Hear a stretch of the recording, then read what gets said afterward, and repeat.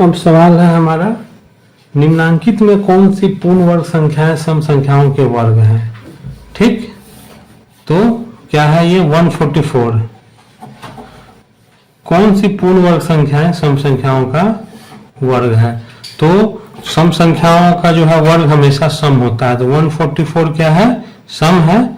तो ये जो है पूर्ण वर्ग क्या है, सम संख्याओं का वर्ग है। 256 सम है, तो ये भी होगा। 289 विषम है, ये नहीं होगा। 15625 विषम है, ये भी नहीं होगा। 812250 क्या है, 00 छोड़ने के बाद जो है हमारी क्या संख्याएं जो है ये विषम है, तो ये भी नहीं होगा।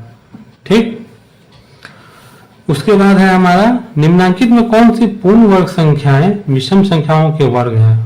विषम संख्याओं का वर्ग, तो विषम संख्या का वर्ग क्या होता है, हमेशा विषम होता है। तो 121 क्या है, विषम है, तो ये होगा। 225 क्या है, विषम है, तो ये भी होगा। 484 क्या है, सम है, ये नहीं होगा।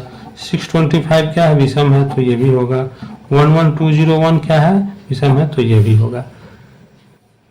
ये कैसे हो रहा है, इसको हमने डीपली एक्सप्लेन किया हुआ है पिछली वीडियोज में, आप देख सकते हैं वहां से।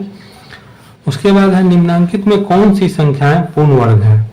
तो इसमें क्या है करेंगे, पूर्ण वर्ग के लिए क्या है, जीरो वाले में कंडीशन में कि जीरो की संख्या जो है वो इवन होनी चाहिए। ठीक, और जीरो को छोड़ करके जो संख्या है वो पूर्ण वर्ग होनी चाहिए, ये कंडीशन है। तो 100 क्या है, इवन है, 10 का स्क्वायर, तो ये क्या है, पूर्ण वर्ग हो जाएगा।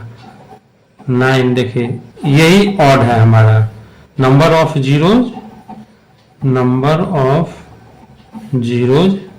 आर ऑड, तो ये नहीं होगा। यहां देखिए इवन है ये, तो ये हो जाएगा।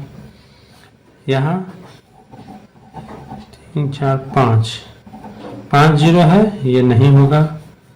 625 ये हमारा पूर्ण वर्ग है, लेकिन यहाँ 3 3 6 1 2 3 4 5 6 नंबर ऑफ जीरो जो है वो इवन है और ये पूर्ण वर्ग है। ठीक, तो ये हमारा हो जाएगा।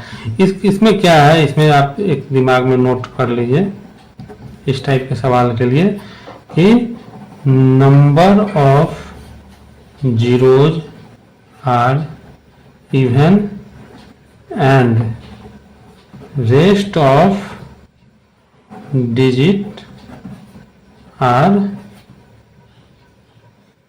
फुल स्क्वायर, पूर्ण वर्ग हो। ठीक, तो इस टाइप के सवाल में ये हमारा काम करेगा।